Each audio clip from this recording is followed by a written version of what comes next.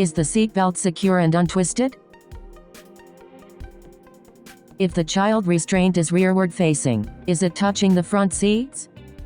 Is the child restraint sitting squarely on the seat of the car and is the headrest in the correct position?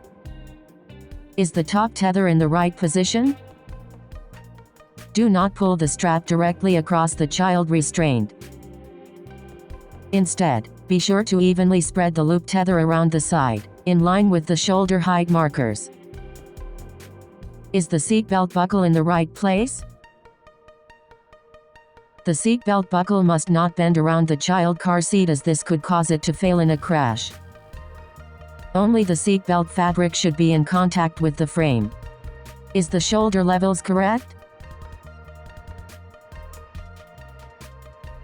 Is the tether tension belt attached and slack removed? The top tether must go over the back of the seat and clip into the dedicated mounting point.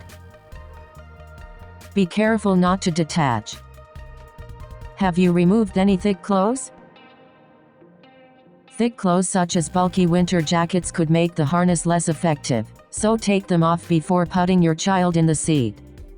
For younger children, is the harness level with your child's shoulders at the top? Is the harness not too tight or loose? Are the shoulder pads in the right position?